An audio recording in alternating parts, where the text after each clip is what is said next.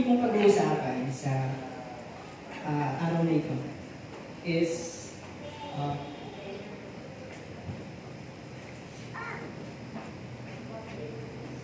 the what ifs of life. So, ano ba yung what ifs of life? Yan yung mga paano kung, diba? Yung paano kung ginawa ko ito. Sabi, we all have our what ifs. What if tomorrow might be today? Mga ganyan. So, paano kung bukas di ko na kaya? Paano kung bukas wala na akong buhay? Paano kung bukas may sakit ako? Or, pwedeng, paano bukas andyan na yung sagot sa panalangin ko?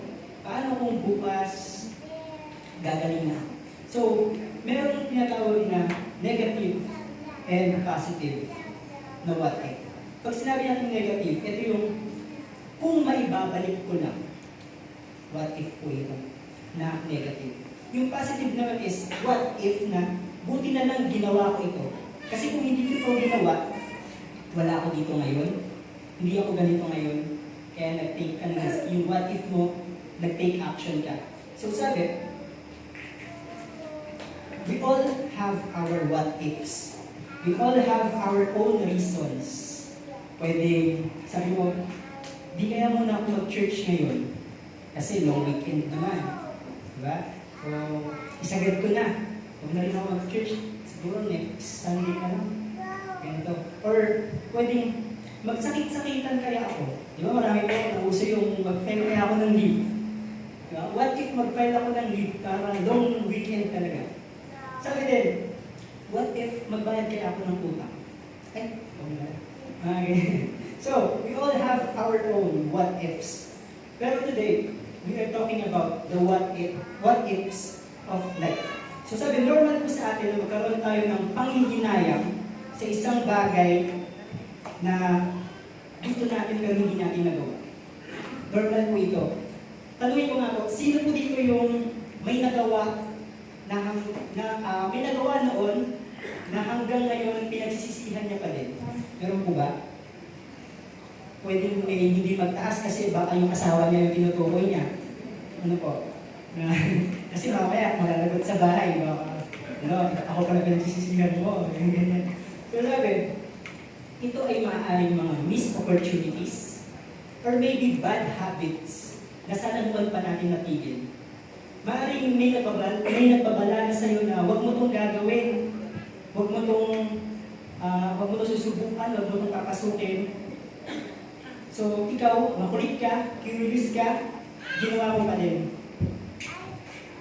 So, sabi nga, what if? What if di ko na lang talaga ginawa yung bagay na to?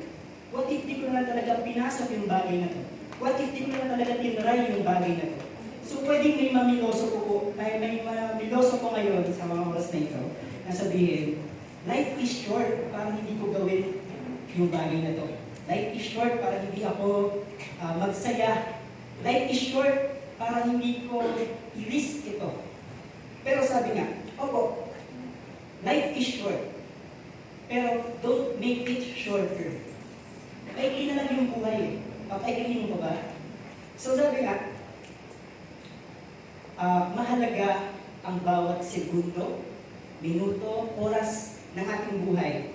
Pero kahit gaano kahalaga ang buhay, alam natin na maiksi lang ito. Tama po? Sabi, di lang tayo basta tumatanda. Kasi every second, papalapit tayo ng papalapit sa ating kamatayan. Kaya pag tayo ay nag-birthday, pansin nyo yung iba, bonggang-bongga maghanda, merong yung talagang all out, gumagastos ng malaki.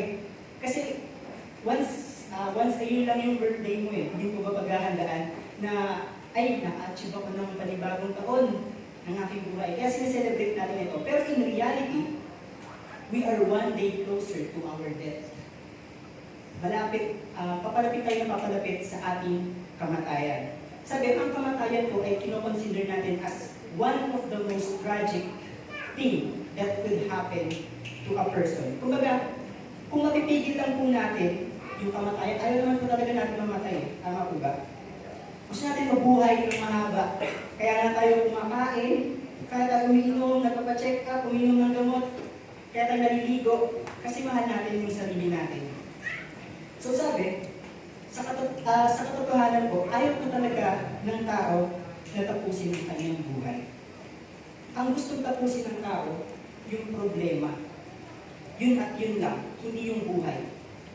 So, mag-share po ako about something na sabihan natin sa suicidal thoughts.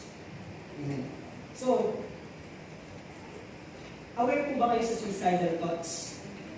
Mga nagpapakamatay, naglalaslas, nagbibigti, binabaril ng sarili, sinasaktan ng sarili, na ganyan. So, ang reality po kasi, madalas po kasi nagtatanong sa akin marami na ano bang pakiramdam ng may suicidal thoughts?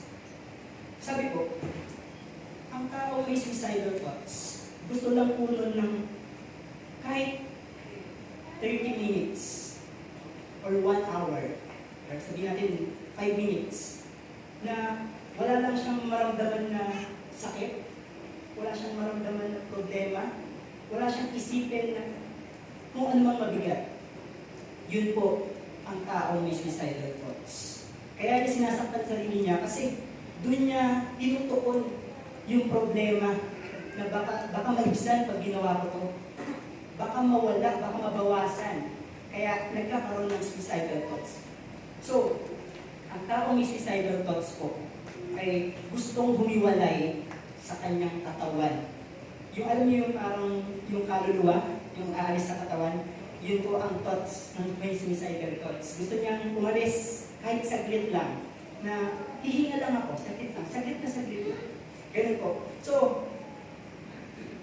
ang tao may suicidal thoughts, halos po lahat ay blinded po yan at nakatakip ang tenga. Kaya kahit anong sabihin mo, anong isenyas mo, swerte ka kung papakinggan ka ng tao may suicidal thoughts. Kaya kung meron po kayong kakilala gano'n, yakapin niyo na lang po kaysa pagsabihan niyo, kaysa pagalitan niyo na ano ka ba, ba't mo ginagawa yan? Kasi maaaring sa mga katandaan po natin ngayon, kasi nung panahon po ninyo, tama po ba, wala pong ganito, walang stress, walang depression, pero dahil tayo ay umusbong na, or marami tayong napapanood, hindi natin namamalayan na, ay meron na pala tayong stress. Kasi kahit tagalogin natin yung stress, wala pong Tagalog ng stress. Kahit yung depression, tagalogin yung depression, walang depression na, di ba, depression, Tagalog ng depression, depression. So walang meaning. So kaya tayo nagkaka-depression dahil lang sa mga napanood natin na, siguro ito yun. So nag-self-diagnose tayo ngayon na siguro may depression ako. So doon nagsimula, o doon nagulat ang lahat kung bakit tayo nagkaroon ng gano'n. So sabi nga, ang gagawin na ng tao may suicidal thoughts, kung ano yung iniisip niya na, o yung dinidikta ng isip niya, yun na yung susundin niya. So maaaring yun nga, mag-cut, or saktan niya yung sarili niya at iba pa. So, sabi nga, balik po tayo, what if tomorrow might be too late? Paano kung hindi na ang lahat? Paano kung iisip natin sa mga oras ngayon na, paano kung bukas ganito na? Sabi nga po, tandaan natin na laging mayroong pag-asa. May pag-asa po sa ating nakaraan, sa ating kasalukuyan, at sa ating hinaharap. Sabi ko, bakit magkakaroon ng pag-asa yung ating nakaraan? Tapos naman na yun, nakalipas na yun, bakit magkakaroon pa ng pag-asa? Sabi, dahil gano'n man katindi ang ating nakaraan, gano'n man ito kalalim, ano man ang ating nakaraan at gano'n man ito karumi, merong pag-asa dahil yes, our sin was great, but our God is greater. Amen po. Sabi ko, God's love is greater, God's mercy is greater, and God's goodness is greater. May pag-asa ba sa kasalukuyan? Meron po. Dahil sabi, may pangako ang Panginoon na anuman ang iyong gawin, o anuman ang iyong pagdaanan, hindi niya tayo iiwan, ni pababayaan. Nabasa po ba ninyo yun? Amen. So sabi sa kanta, sa isang pamilyar na kanta, dumaan man ako sa apoy, hindi ako masusunog. So, himay-himay natin. Pag sinabi natin dumaan man ako sa apoy, hindi po ito yung apoy na literal na apoy. Ano po? Para malinawan po tayo lahat. hindi po ito yung literal na apoy. Pwede rin po mangyari kung sakaling nasusunugan kayo, tapos naiwan kayo dun sa loob ng bahay, or himala na makaligtas kayo. Pero hindi po ito yung literal na, dumaan man ako sa apoy, hindi ako masusunod. Hindi yung literal na apoy. So ito pong apoy na ito po yung mga pangmamaliit, panghuhusga, panglalait, pang-aalipusta at iba pa, na pwedeng mag-cause atin to burn out. Alam niyo yung burn out? Yung pagsobra na, yung parang gusto mo nang sumabog, gusto mo nang magwala, gusto mo nang umiyak, kasi stress ka na, depressed ka na. So yun po, ang ibig sabihin ng dumaan man ako sa apoy. Pero dahil kasama mo ang Diyos, hindi ka masusunod. So, pangalawa, dumaan man ako sa ilog. Pero let's make it deeper, kasi medyo mababaw pa yung ilog. So, dumaan man ako sa dagat. Sabihin natin, dumaan man ako sa dagat. So, ang dagat, it symbolizes, ito yung mga problema natin, pagsubok, tsaka mga hamon ng buhay. Kasi, lahat po ng ito, pwedeng ikalunod natin at mahirap umahon. Tama po, pag may problema, di ba, yung iba, parang ang bigat-bigat ng problema ko, ang bigat-bigat ng dinadala ko, parang ang hirap ng bumangon. So, yun ang ibig sabihin, na dumaan man ako sa dagat, dahil meron kang Diyos na kinikilala, hindi ka malulunod. So, pangatlo, may pag-asa ba ang ating hinaharap? Meron po, dahil sabi, hindi ka pa pinapanganak o hindi pa tayo pinapanganak, nasa sinapupunan pa lang tayo ng ating nanay, nakapralo na po ang lahat. Pinlalo ng Panginoon lahat. So sabi, walang ibang nais ang Panginoon kundi pawang kabutihan lamang. Kaya po ng ating kinanta kanina. Kaya wala pong dahilan para sabihin natin na huli na ang lahat. Amen. Pero sabi kasi ng isip natin, what if we fail? What if we fail? Pero tingnan natin yung bright side. What if we don't? Diba? What if we give up? Pero what if we carry on? What if I can't?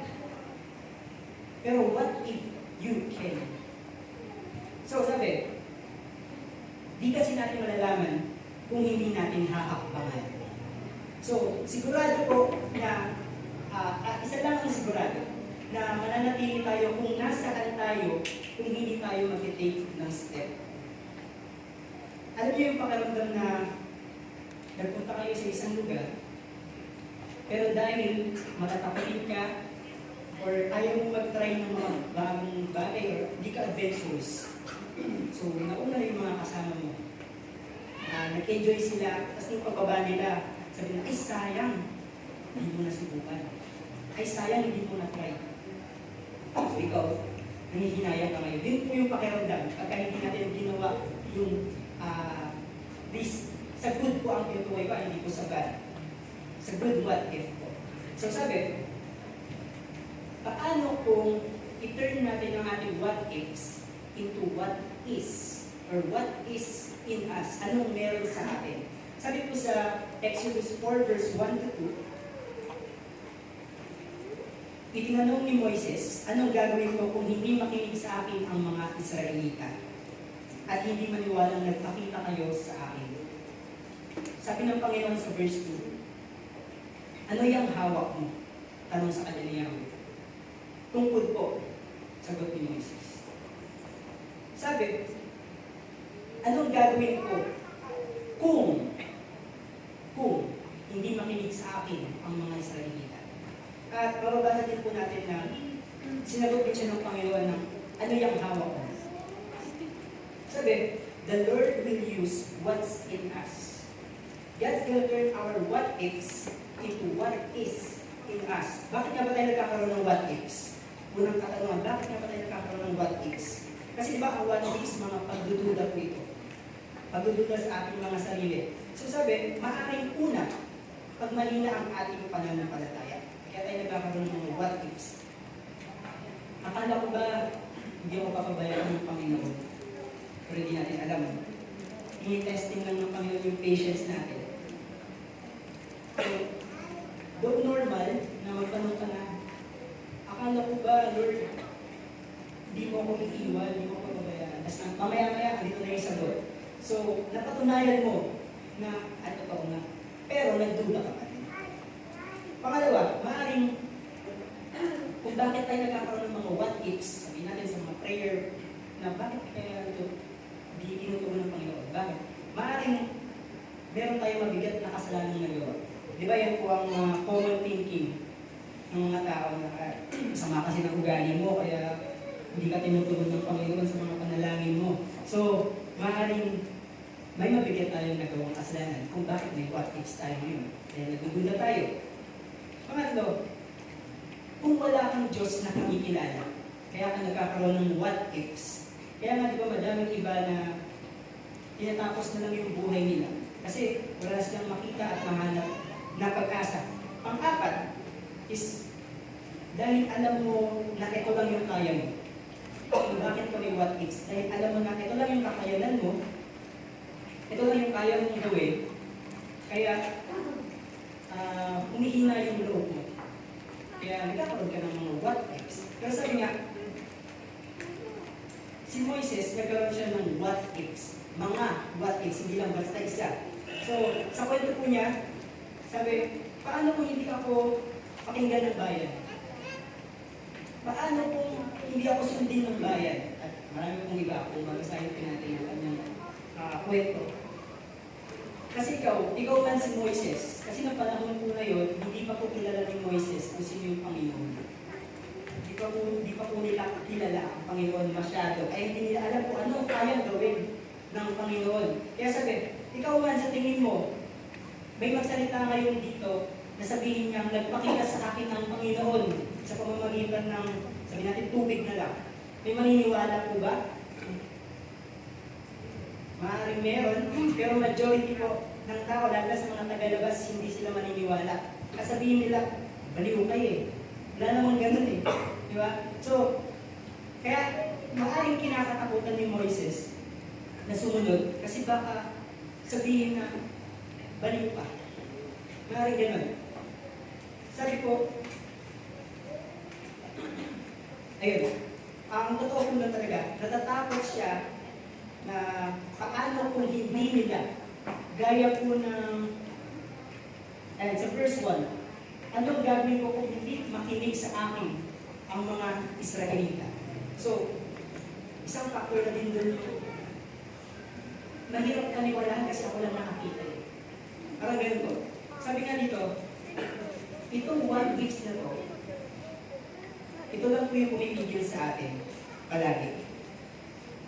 Pag naglingkod tayo sa Panginoon, o pag sumunod man tayo sa Panginoon, meron po at meron tayong dapat i-give up.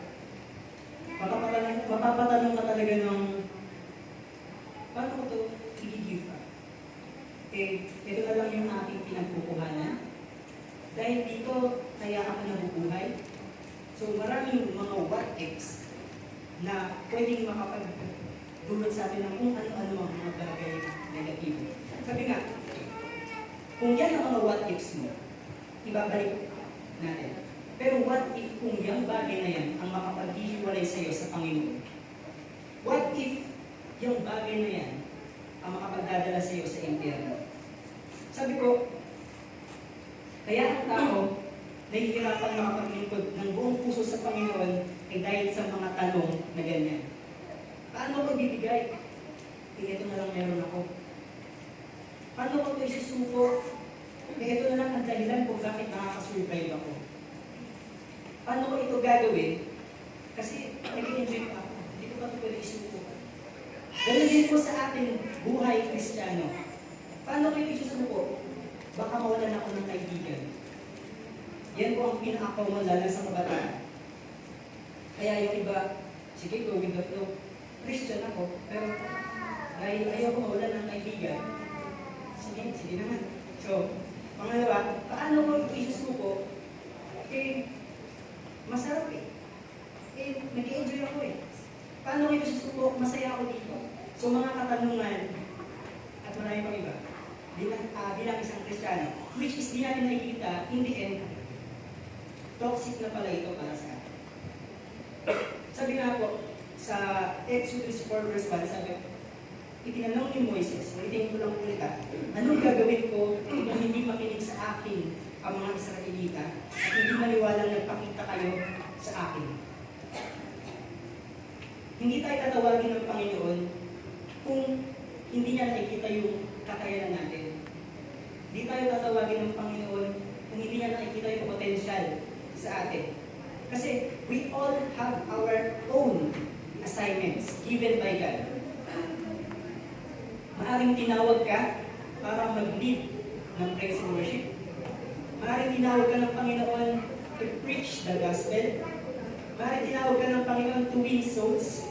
Maaring tinawag ka ng Panginoon para makatulong sa mga nangangailangan.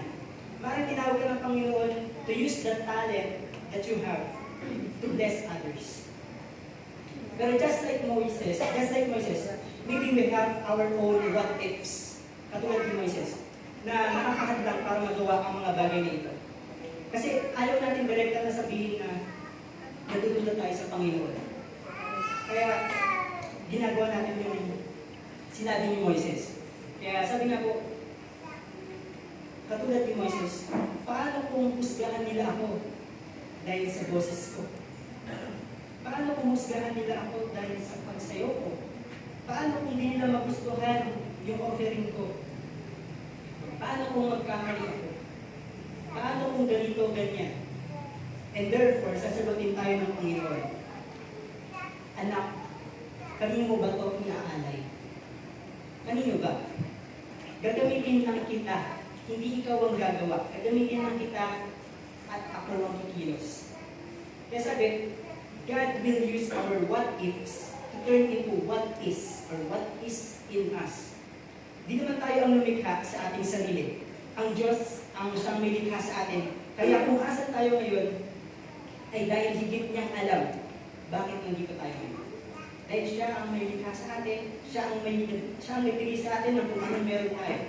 So sabi nga po, God made us what He wanted us to be. God gave us what He wanted us to have.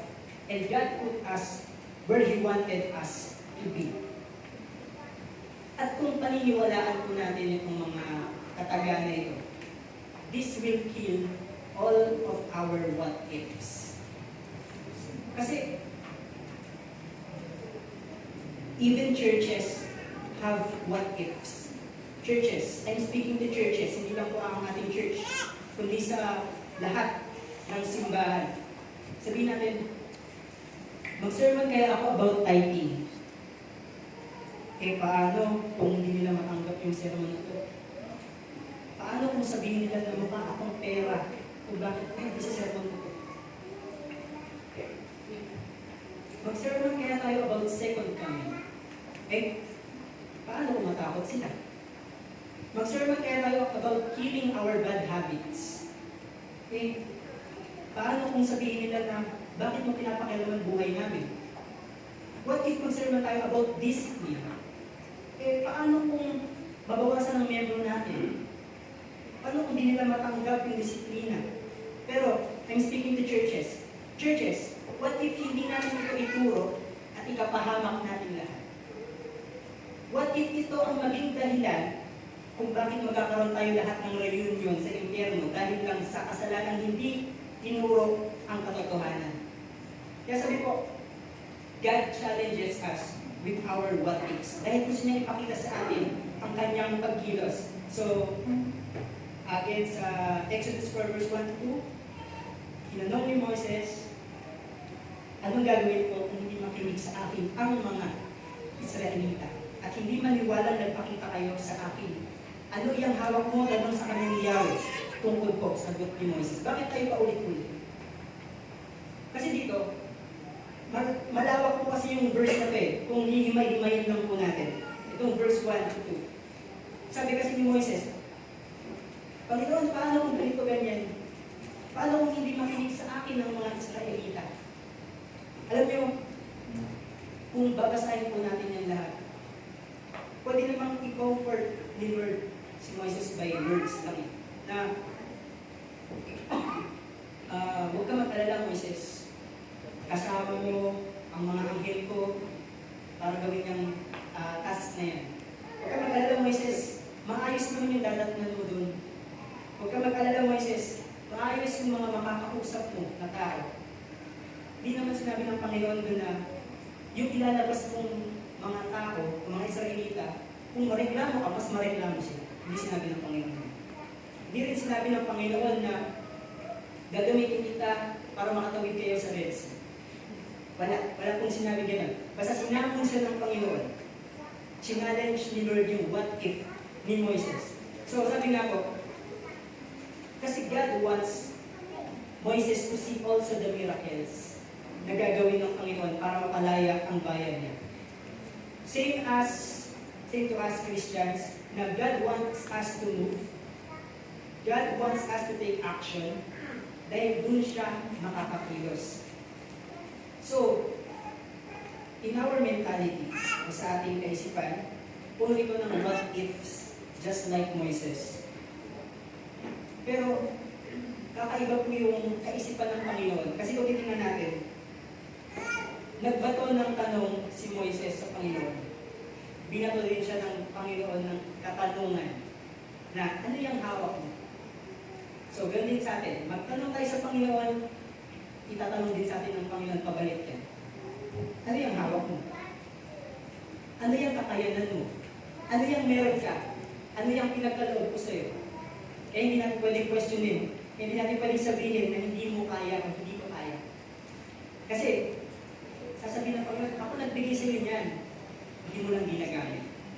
Sabi nga po, sa verse 2, sabi, ano yung hawak mo? Tungkod po, sabi ni Moises. And in verse 3 to 5, ihagis mo sa lupa, utos ni Yahweh. Ihagis nga ito ni Moises sa lupa at ito'y naging ahas. Kaya't siya'y tumakbong palayo. Sinabi sa kanya ni Yahweh, hawakan mo sa buntot ng ahas. Hinawakan niya ni Moises at ito'y naging tungkod muli. Ganyan ang gagawin mo para maniwala silang nagpakita ako sa iyo. Ang Diyos ng inyong mga ninuno, ang Diyos ni na Abraham, Isaac at Jacob, sabi ni Yahweh. So sabi nga ng Panginoon, maaaring nakikita mo yung tungkod na yan as a tungkod lang. Nakikita yung tungkod na yan bilang tungkod lang na nakakatulong sa iyong paglalakad, sa iyong pagpapastol. Yun lang yung alam mong kakayanan ng tungkod na hawak mo. Pero, nakita naman po natin, kung babasahin natin ang kwento ni Moises, present po ang tungkod na yan in every miracles. Present. Diyan ginamit ng Panginoon. So sabi nga, it just means that the moment we let it go, we will see how it transformed. The moment na ipagkatiwala natin sa Panginoon, we will see something that we've never seen before. Maaaring ang ilan po sa atin ay hindi pa nila nakikita kung ano talaga yung kaya nilang gawin. Maaari. Dahil puno-puno tayo ng what ifs. Katulad kanina, what if magustuhan nila ako? What if di nila magustuhan? Dito ganyan. So sabi nga, wala pong exempted sa thinking ng tao ngayon. Dahil tao lang po tayo. Kaya talagang prone tayo mag-isip na baka husgahan nila ako eh. Baka di nila magustuhan eh. Ganyan po. Pero sabi nga, kung nasa sa atin ang Panginoon, sinong laban sa atin? At ito po ang salita ng Panginoon sa umagang ito. Sabi, give it to God, and He will give it to you. The strength you need, give it to God, and He will give it to you. The direction you need, give it to God, and He will give it to you. Yung next step ng buhay mo, kung di mo na alam yung gagawin mo, kung di mo na alam kung saan ka pupunta, give it to God, and He will give it to you. So, sabi nga po, stop measuring your future problems by your present strength. Kasi ganyan tayo, di ba? Next year pa yung problema. Sabi natin next year pa. Sabi natin paputok. Kasi October na. Wala, saan ako bibili ng paputok? Kailangan ko natuloy ng paputok kasi baka magmahal na. So, example lang po yun kailangan marami ng paputok sa January 1. Parang ganito. So, inaalala na natin, October pa lang. Or November pa lang.